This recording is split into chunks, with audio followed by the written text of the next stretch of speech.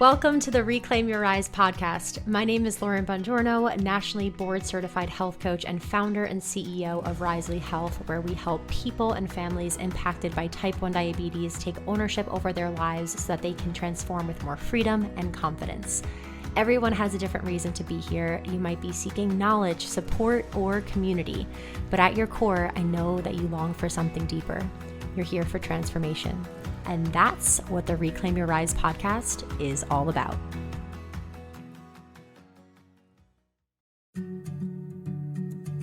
You are more than your numbers. Your numbers are feedback to me. They're not a performance review. They're not a grade. They're feedback to how you can improve the next time. And so really seeing it that way was helpful. Instead of being like, I failed, it was much more of I learned.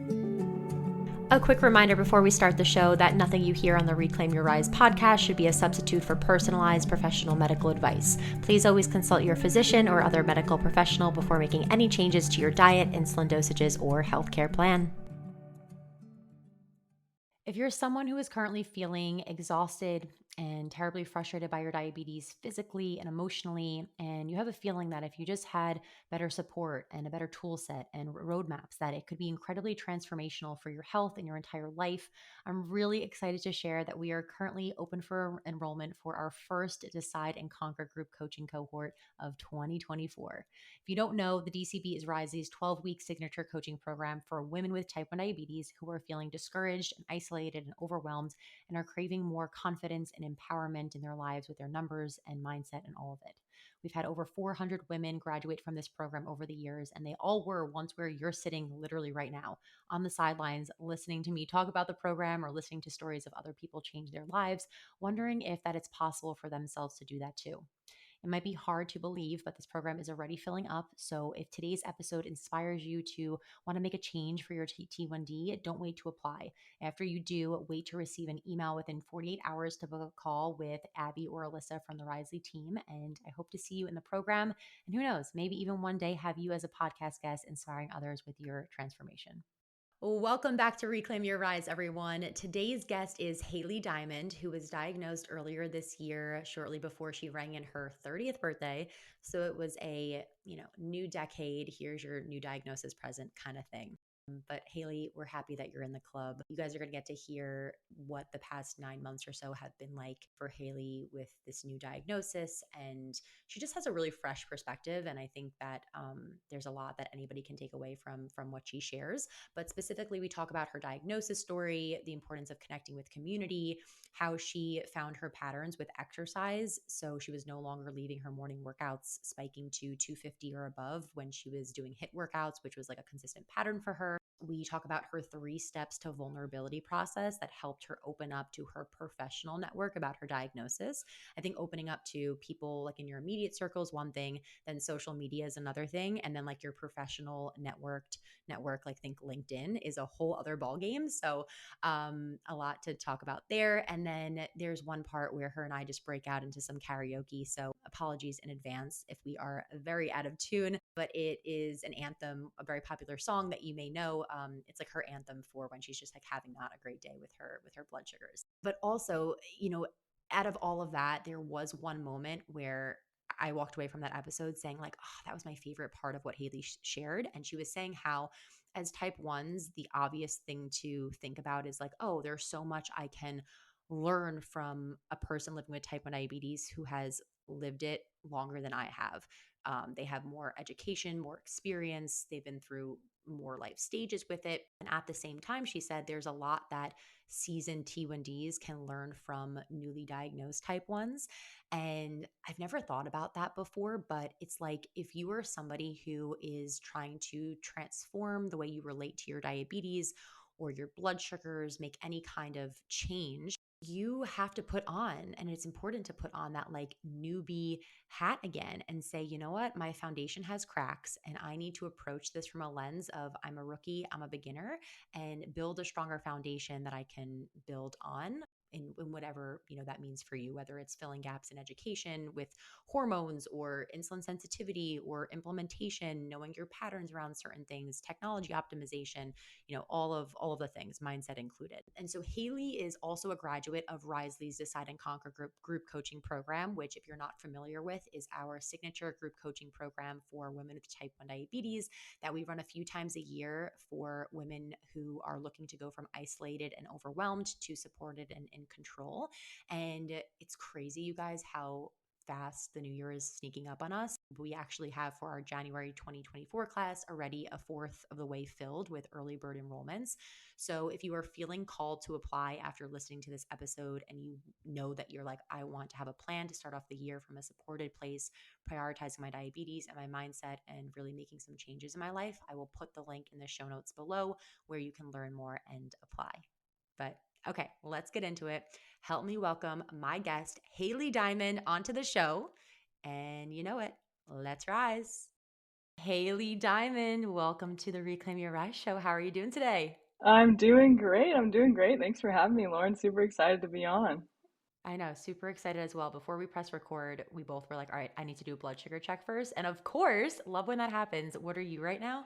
153, baby. And I'm 155. So we are almost twinning within a 2 point difference. Twinning. I think it's all the excitement and the adrenaline.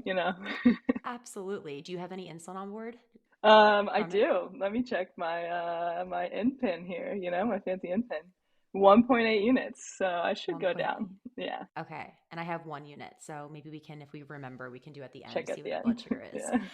Yeah. But so excited to have you on, my friend. I just love your personality and your energy and you what you bring to the relationships in your life and the conversations and your perspective with diabetes. So I'm really looking forward to this, and I know everybody will enjoy it. But I want to start off by asking you our show's anchor question, which is, can you please share a story about a time that you reclaimed your rise with type 1 diabetes, a time that you felt like you just rose above the challenges that come every day with this condition?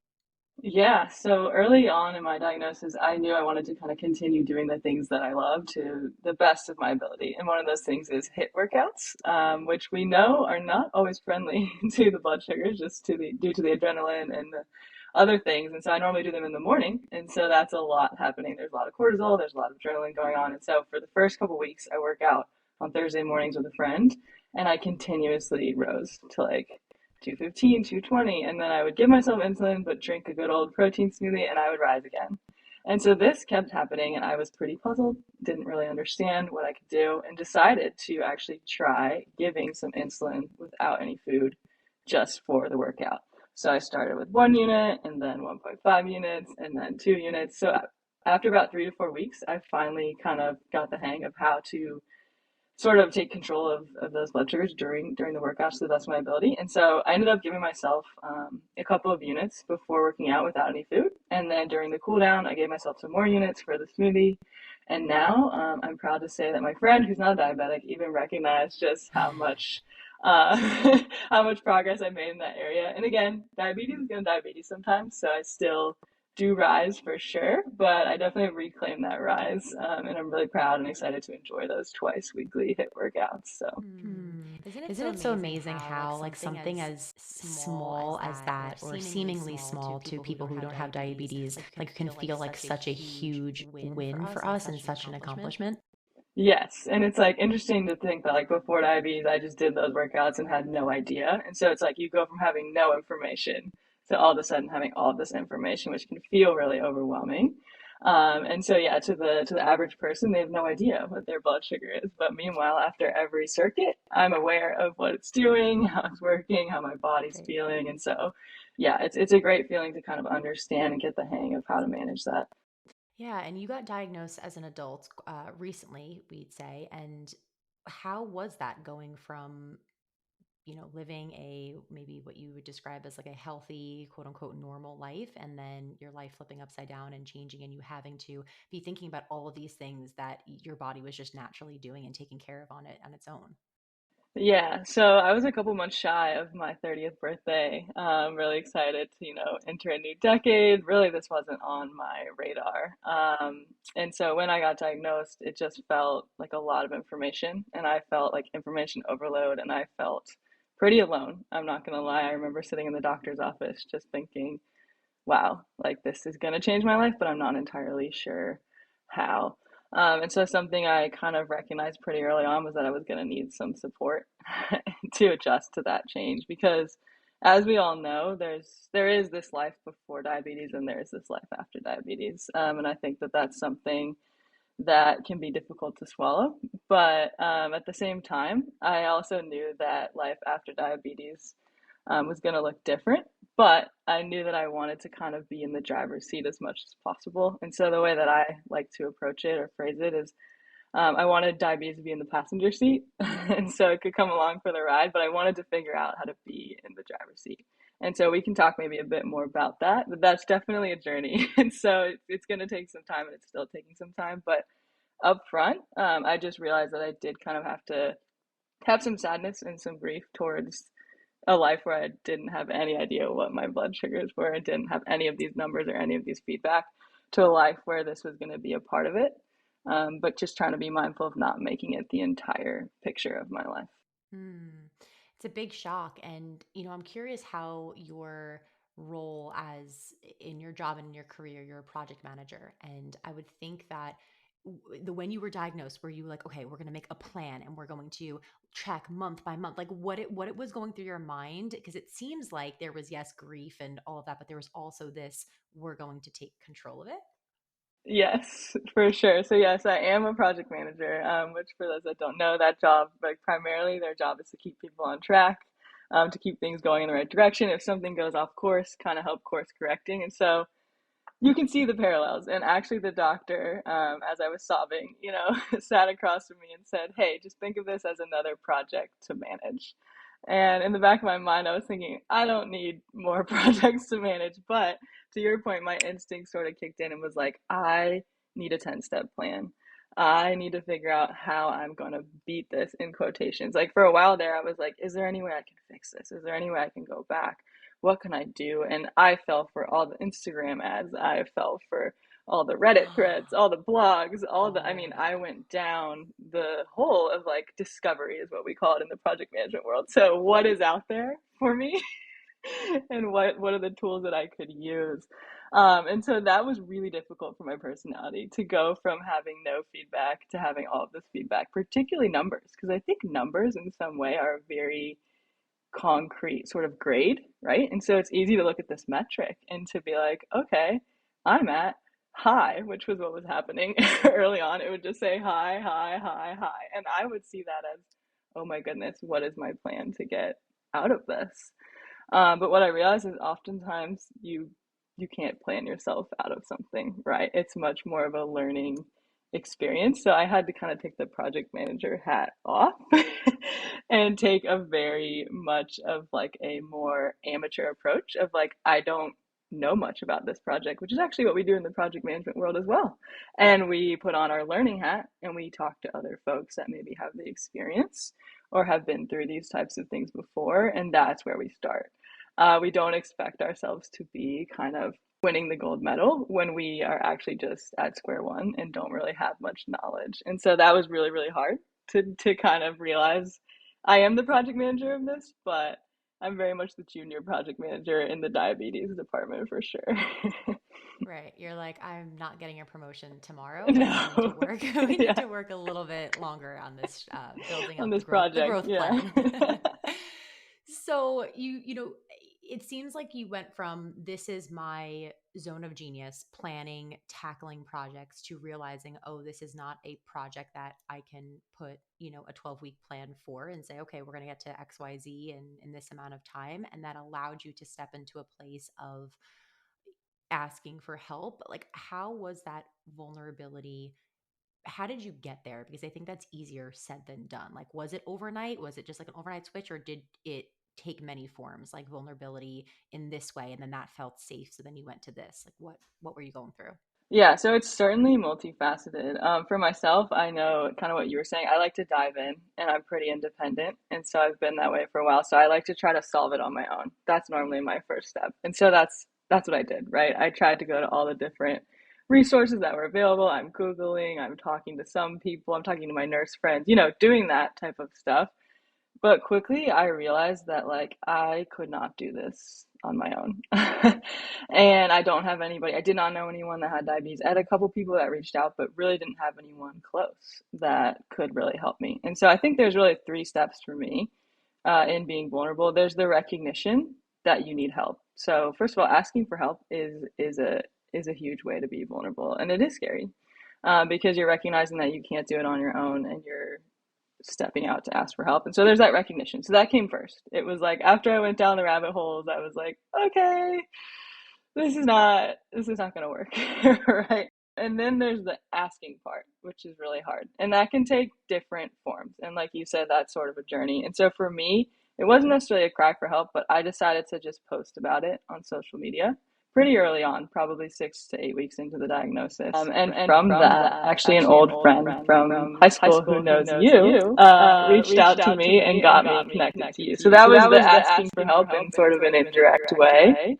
And then there's the accepting of the help, right? And so that might look like prioritizing yourself, and that might look like doing the best of your ability to invest in yourself. And so for me, that meant signing up for one of your programs, but for other folks, that might look different, right? That might be looking into local support groups or literally just being vulnerable with a friend or two.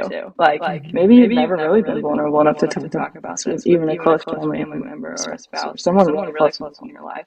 And so for me, it was that three-step process, and this is an ongoing process because as you enter new spaces, so as you enter your workplace, or maybe you join a new sports team, or you join a new job, whatever, you might have to repeat these steps. So it's the recognition that you need help, and then there's the asking for help, but then there's also the accepting the help, and those are all pretty difficult and vulnerable steps to take. But that's kind of how I approached it and got a really great response, to find community.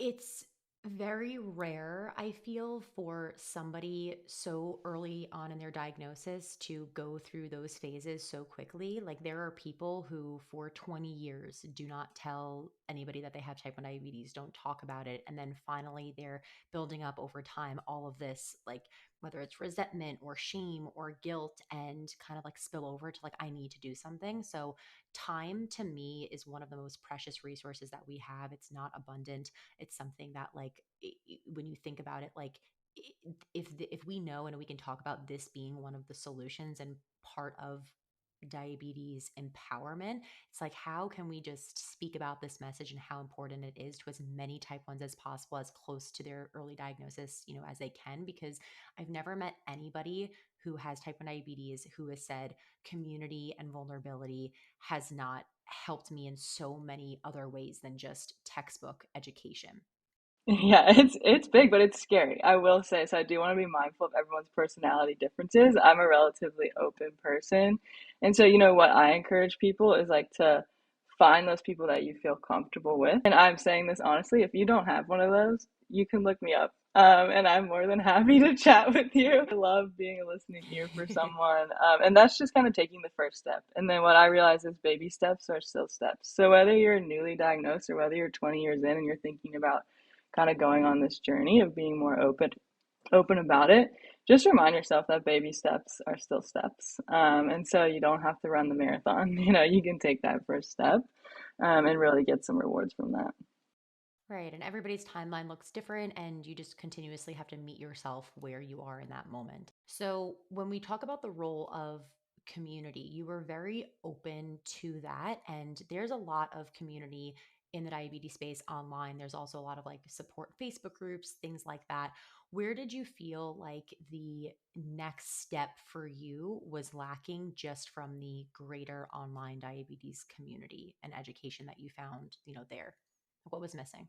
So the big thing that was missing for me was just sort of the knowledge. When I was going online, I was realizing that so many people had so many different sets of knowledge, and nothing really seemed very consistent. And that made me very curious because I was like, okay, there are nuances to this disease for sure, but I kind of recognized that there were some things that probably were pretty similar across the board, such as like types of food, just for example.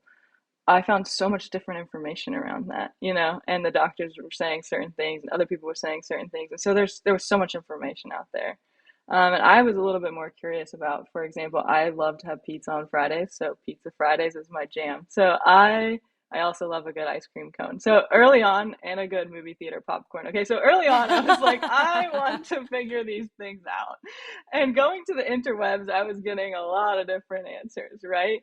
And so that was a big knowledge. Like I think the big thing that was missing was the knowledge for sure, but then also this level of depth. So I am a depth person. I like to go a little more in depth, which you're probably picking up on through this podcast. And so I was missing that level of like, hey, I want to like actually talk to people who have this either in person or on Zoom and kind of go a little bit deeper and hear about their experiences in order to inform my early journey. How can we help each other sort of a thing. So I would say those are the big pieces that were missing was knowledge and then like a depth of community for sure. Mm. That's a good piece about the depth there because when you're a collector, it sounds like you're a collector of like what's going on, what's helping other people, and then how can I experiment with my own body and and feel safe and confident in knowing that these are things that have worked for other people, and now I can kind of try some things for myself in like a space that feels supported. Yes. How would you say that like food was a big piece of where you were feeling limited and also where now being on the other side of it being confident to go to the movies and have popcorn or have ice cream or have pizza, like that your joy has been kind of like brought back into your life from? Or yeah, what would you say?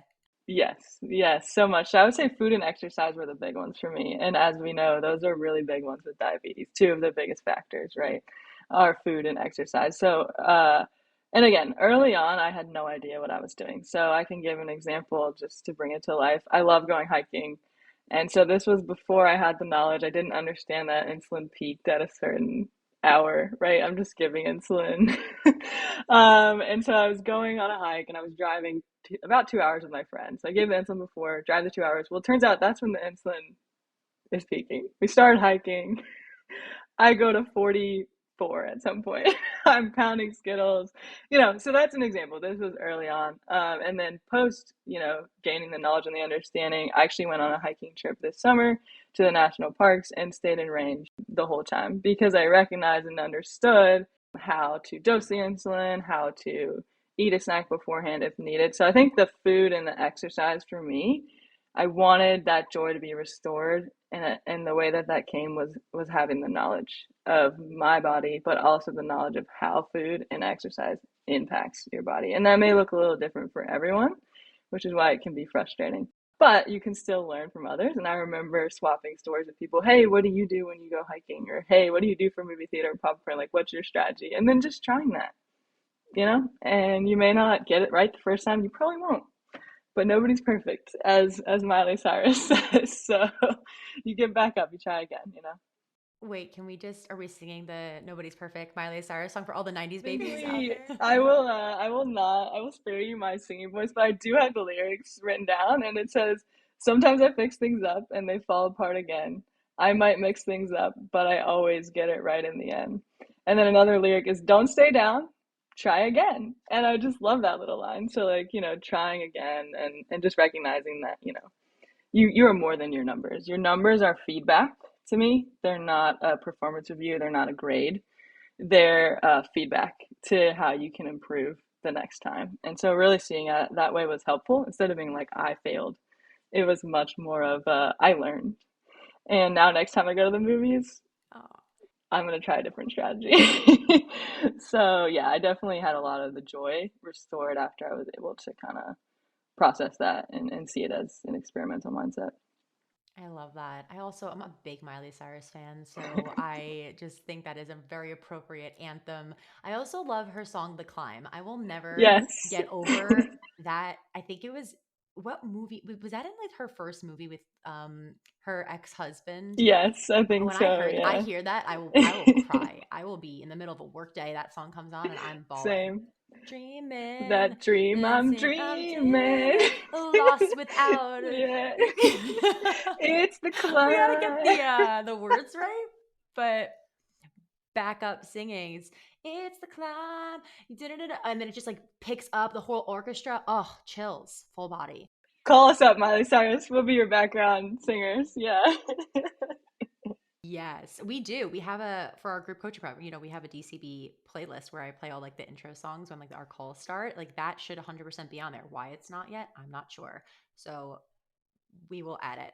But in the name of community and leaning into that, so when you came through our Decide and Conquer group coaching boot camp, for those of you who don't know, we have a group coaching program 3 times a year for women with type 1 diabetes, and we break everybody up into accountability groups. And those accountability groups are kind of based on who we think would be good matches for each other, based on just like location and personality and all of that. And the coaches have so much FOMO because we don't have so much visibility into like what happens behind the scenes in the accountability groups.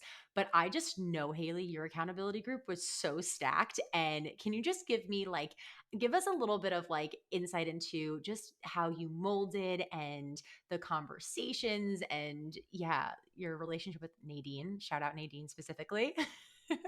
Yes, shout out to Nadine. Okay, so first of all, shout out to the whole accountability group, Type 1 Dream Team for life, baby. So we really did bond, and it was really helpful for me because I was the newest one. I was 2 months in when I joined the group coaching program, so I really didn't know anything. I didn't know the lingo. People are saying tandem, people are saying like T-Slim, people are saying Omnipod, people are like, Humalog. I don't know what they're talking about. So it was a little bit intimidating, but it was also just the best. And so pretty early on, I was pretty vulnerable in those spaces, and I would just share things that I was trying 2 months in. And these people that have maybe had diabetes for 15 or 18 years were like, oh my goodness, I've never even tried that. Or I'm like so inspired by you trying these new things. And so I like to use a sports analogy. I think the rookies can learn from the vets and the vets can learn from the rookies. I think it's not mutually exclusive. And so we really, really did bond, and just a sweet story. So Nadine is, I will not give up her age because women, we don't want to do that, but she is decades older than me, and we just really, really bonded, and we still talk. So we still FaceTime, we still write each other cards. We play Wordle every day, and so it's just really special to me that the diabetes community has a wide range of folks, ages, experience levels, all those types of things. I actually went and visited. Shout out to Amy. I went to Houston last weekend and visited her in person, and it was so fun to do blood sugar checks, to experiment together. We went to a couple spots and we definitely experimented. That sounds weird. Experimented with our blood sugars. Sorry, we should clarify that. For context specifically. Yeah, and so I really am grateful to have found that community so early on. But I know you didn't ask this, but one other thing that I also want to touch on is the non-diabetic community. So for me, that was me just before, right? And I had no idea what it was like living life with this disease. And so another part of my story is being pretty open with the folks in my life that did not have diabetes, which was basically everyone at that time. And so I do also want to give a shout out to the folks that are maybe not living this disease, but are maybe walking alongside someone very closely who have this. And so I also found comfort in the folks that really tried to understand. I had a friend who actually taught me how to finger prick. She's a nurse because, believe it or not, no one taught me to finger prick. I have friends who just kind of like still get mad at me for not bringing my emergency glucagon. And so I have all of these friends that I joined 2 new groups and wasn't really sure how to talk about it. And these people were so curious. I talked about it at work. I talked about it, with the kids that I coach basketball with. Like I talked about it openly, and overwhelmingly the response was just curiosity. And so I also want to shout out to all the folks that might be listening that don't have diabetes, just for your support of the community, and for your willingness to understand what we're going through. Yeah, that's a huge piece, and I think this is so much of an invisible condition, and we often say how isolating it can be, but also we have to recognize like our part in that if we aren't talking about it and we're not educating people and we're not open to that, like we can only, we could, there's a degree to which the non type 1 community is going to be, aware and knowledgeable about it. Like we have to help them, and we can do that. So that's on community. Quick intermission to talk about something that you can do for your upcoming birthday or even holiday. So, full transparency, I didn't come up with this idea on my own. I saw someone post about it the other day, but thought it was such a great idea. So, one way you can engage more of your friends, your family, or even colleagues in your world of what it's like living with type 1 diabetes is by posting on social media or sending out a group text saying that instead of asking for gifts this year, you'd love for them to donate to diabetes research to find a cure. Where I personally like to donate and encourage others to donate is to the Diabetes Research Institute down in Miami, Florida, which is one of the largest and most comprehensive research centers dedicated to curing diabetes, and where 100% of your donations go directly to research. You guys know that at Risley, we focus a lot on living with diabetes, not just waiting for the cure to feel good. But the thing is, there have been so many advancements in this field that were just science fiction 20 something years ago when I was diagnosed. And the Diabetes Research Institute is at the heart of this progress. The DRI is one of the best hopes for a cure. I will put the link to their website in the show notes below for you to look into and share. And now back to the show. Tell me, Haley, how would you compare, I guess? Well, actually, I'm curious to know too, how, because I know that there are newly diagnosed people going to listen to this. How long was you had a very short slash non-existent honeymoon phase? Yes, would you say? Yeah, so we can touch a little bit on diagnosis story, which maybe ties into honeymoon phase. So let's dive into that. Let's talk a little bit about the journey. So it was in around it was around the turn of the year, so January of top of the year. I was feeling some symptoms, which we all know, some interesting, going to the bathroom a lot, drinking a lot. But every time I Googled things, it was like stress. And I was like, oh, okay, life is stressful. Like I'm about to move. Like I kind of chalked it all up to these things. And then I had really bad pain in my side. And that's what sent me to the doctor, actually, ironically, which was uncorrelated. So went to a PCP. The lady sat me down and said, well, do you want to talk about the pain in your side or do you want to get a physical? Like because the American health insurance system, you can't talk about both. Apparently, not allowed. So Interesting. I Okay. chose physical and got a blood test. And mind you, I don't know much. So this was on a Friday, and then on a Sunday they put the results in the portal. But on this Sunday, I went hiking with a friend, and we had to stop at a gas station so that I could pee. And at this point, I'm like googling things, and so I turned to my friend and I'm like, I think I have diabetes. Like I feel pretty confident about it. And then that night, which again, don't do this, friends. Don't look at your results without a doctor. But they put the results in the portal on a Sunday night, and I looked at the numbers, and it was like A1C 14.7. And Oh, there was like the line that was like five, whatever. Five is normal. So I was like, it's not great, but maybe it's just a glitch. Maybe it's the wrong person's blood, like. And then it was like fasting blood sugar 236, and I was like, also not great. So that's how I found out. And then Monday they like SOS called me into the office, and I sat across from her, and that's when she was like, I suspect that you have this, but we can confirm it with the C peptide test.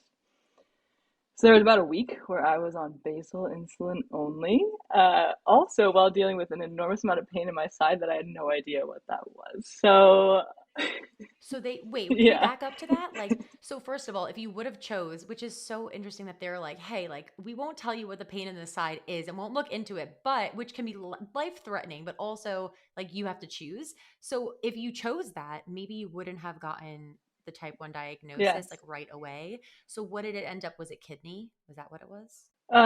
So that ended up, so then I was dealing with both at the same time. That ended up being a cyst the size of a peach, that I was dealing with at the same time.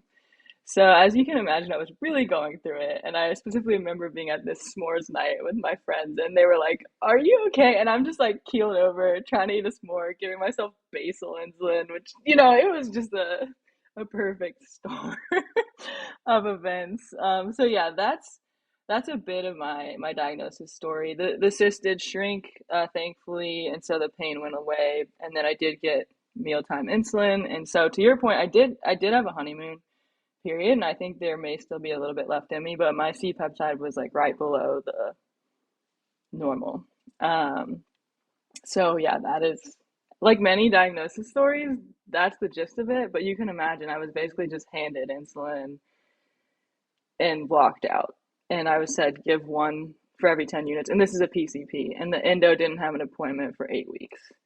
So I was just, I do not. I get every time, Haley, my blood boils because it's like, how is that not a huge liability for the hospitals and doctors to just say, like, hey, sorry, like, we can't actually teach you how to use this, like, medicine that, like, could potentially kill you if you give you too much, but, like, go ahead, out in the wild, take it. yeah. And What? I was very grateful. To be fair, I should give credit that the doctor I went to, her daughter had diabetes. So she did the best that she could, Oh, which is awesome. But even with someone like that who did the best she could and had the knowledge, I think to your point, it was the limitation of like the endo is really where you should go. And at that point, I wasn't hospitalized. They didn't hospitalize. So I just, she did the very best she could. And I want to give her that credit. But that really is sort of how it was. Like she taught me and like showed me and I put my first CGM on, but it was still very scary. It was still very much like a 30-minute introduction and then here you go. and so were you like, when you were after that diagnosis and you went home, were you just like, your numbers, did they come down right away? Or I imagine like, no, right? No. So I went on that journey of like, how do I get my numbers down? Oh, it must be like a restriction of certain activities or changing. And that was not a fun time for me. I was just very self-critical. I already am self-critical. So I was very much like, what am I doing wrong? I was pointing the finger. And it was really hard because I didn't have resources to figure out how to get it down. So no, it was consistently actually the high, like when your CGM reads high, that was still consistently happening to me. Once I got the mealtime, it got a little bit better, but I didn't understand how to dose, so I was just a lot of times guessing.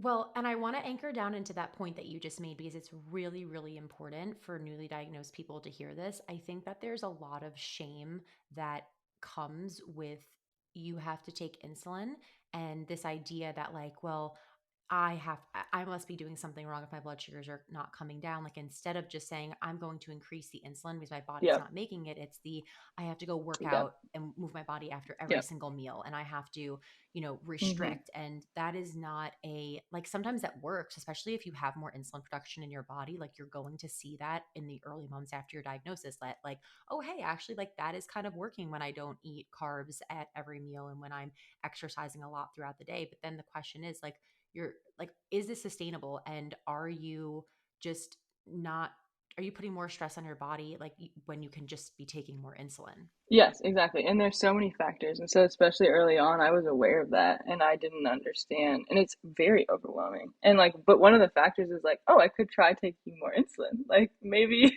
that's something I could try. And I think I had this big fear, especially because of the way I was diagnosed. They just gave me levels to take. They were just like, take this amount. And so there wasn't really an understanding. And I hear that in a common diagnosis story. They just told me to keep increasing my basal rate, my basal. But then with the mealtime, they were like 1 to 10. So it was confusing, right? It was like I have this solution, but I feel like I'm not using it correctly. And that can be really, really confusing. And the reality is, it's not like Tylenol. It's not like medicine that goes directly to the pain and solves it. And I think as a non-diabetic, that's what I thought. I thought, oh, they have insulin. They just take the insulin and it levels out their blood sugars. And I was like, oh no, that is not the case. So Not how it works. If you, like, breathe a little bit more that day, you need less, maybe a unit less insulin. and so I had to learn that. And so that's my encouragement to folks that are newly diagnosed, and maybe you have a little bit of perfectionism in you, or project manager in you. It can be frustrating. And something an analogy that a friend told me, actually I heard this recently, was like, we're playing an individual sport. Like to your point, you are managing your own diabetes, but we're a part of a bigger team. So think about the Olympics, right? Like there's individual athletes competing in individual sports, but there's also this element of them contributing to the broader community for whatever country they're representing. And I think for a while I was just operating in the individual sport lane. I was just playing my sport and I was like, okay, like I'm just on my own. Like these people can't help me. Nobody can help me. It's my thing to solve. And that's why community and vulnerability to me are so important, because I had to be like, I need some help. And like, shout out to Coach Emily, who's probably listening as well. She actually like truly helped me get an entire healthcare team. So shout out to Coach Emily. She's really listened to me. And so finding other people that are part of that team, and that can include people that have diabetes and don't have diabetes as well. And I kind of got out of the individual sports lane and onto that kind of, I'm part of a broader team, and that really helped a lot as someone that was newly diagnosed. Hmm. Yeah, it is very beneficial. All of our coaches on our team range from how many years they've had type 1 and like also when they've been diagnosed. So the fact that you bonded with Coach Emily and you also are in the same, you live in the same state with her and you guys have like hung out in person, like it's not surprising because she's the newest, quote unquote, the newest out of all of us, of all the coaches who've been diagnosed. So I'm so glad that you had her as support. Yeah, and I think even just like to encourage you as well, and I know a lot of people follow you, but it was super helpful just in the early stages following you on Instagram, because you share so much helpful content. And you're also like, hey, I'm doing these things. This is my strategy. Like, I'm about to go do a kickboxing class, so I'm going to go into activity mode.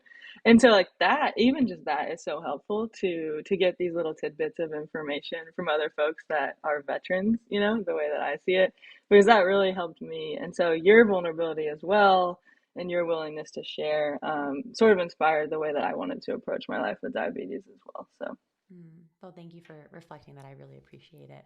Um, One of my last questions for you, Haley. So, when you think about where you were, a couple months after diagnosis to where you are today in terms of, quantitatively, you could talk about numbers, also just like the way that you're feeling, how your life is different. Like, how do you feel like the combination of you advocating for yourself plus coming through coaching with us, plus, really being vulnerable and everything that we've talked about today, like how has it shifted and changed your diabetes, your journey, your life? it's interesting because I remember you had us do some journaling exercises early on when we were in the group coaching. And I remember one of the exercises was to think about where you wanted to be. And something that I wrote was I just wanted to understand how to use the tools in the toolkit.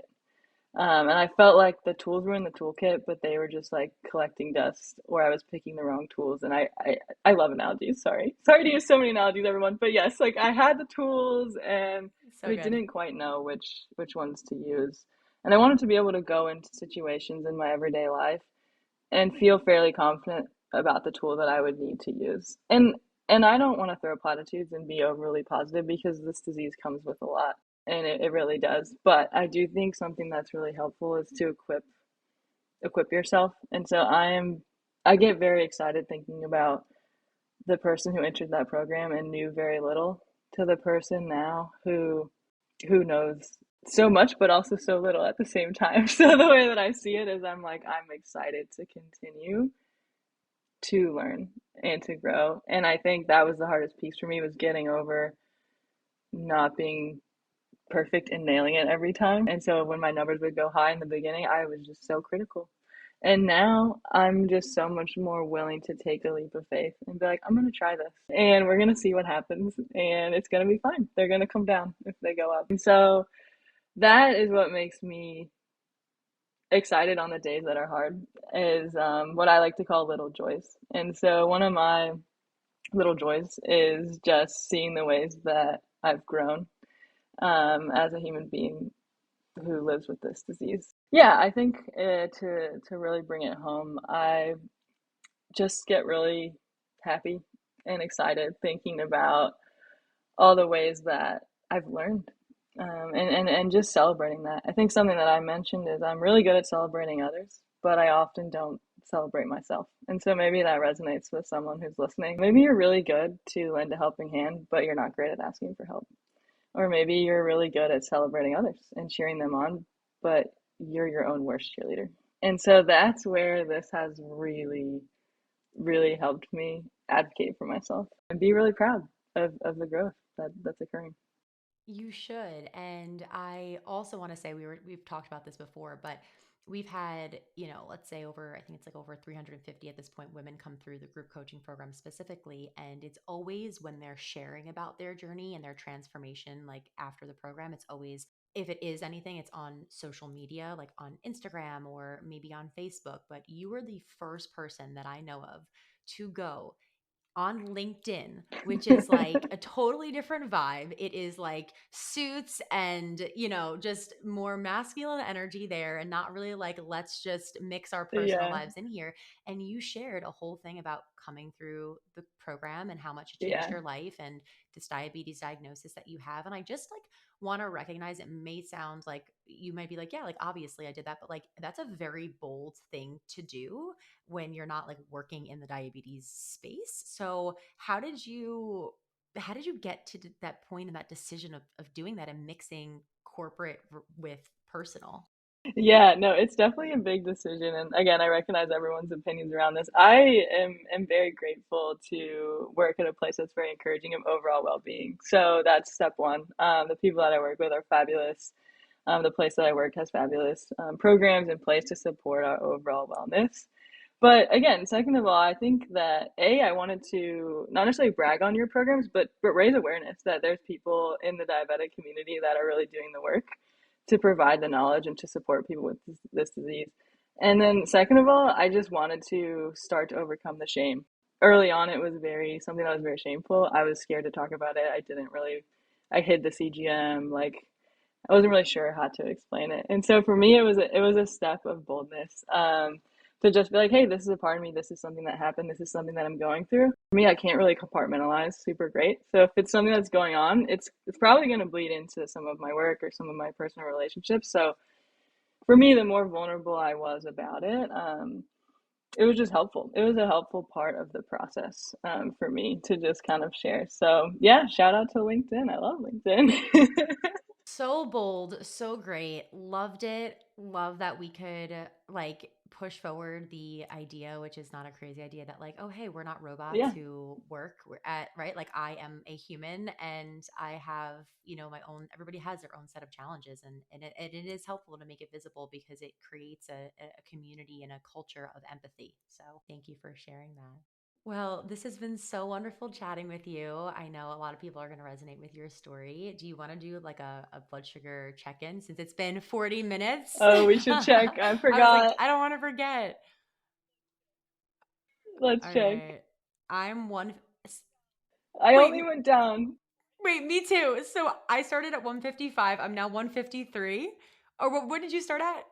I only went down 4 points, so I'm not You're 148. That adrenaline is pumping. 148, so 153. Insulin is So not is water right now. We need to both go like do some jumping jacks. the insulin ain't insulin, and yeah, that's okay. I'm gonna do some sugar squats. Yes, plug the sugar squats. Let's go do some air squats and drop it low. Haley Diamond, thank you so much for being on. We'll talk to you soon. Yes, thank you for having me, Lauren. Thank you so much for being here with me today and listening to this episode of Reclaim Your Rise. To let us know that the episodes we're putting out are impactful and to help us get our street cred up and let everyone else know that this is something worthy of their time to listen to, please leave a rating and review on our Apple Podcast, send the show to other people impacted by T1D or maybe even your doctor, and share it on social media tagging at Risley Health and at Lauren_Bongiorno. New episodes of Reclaim Your Rise come out every single Tuesday, so make sure you are subscribed to the podcast so that you never miss a beat. Thanks again for listening, and as always, remember, diabetes is a challenge that we did not choose, but one that we can rise above.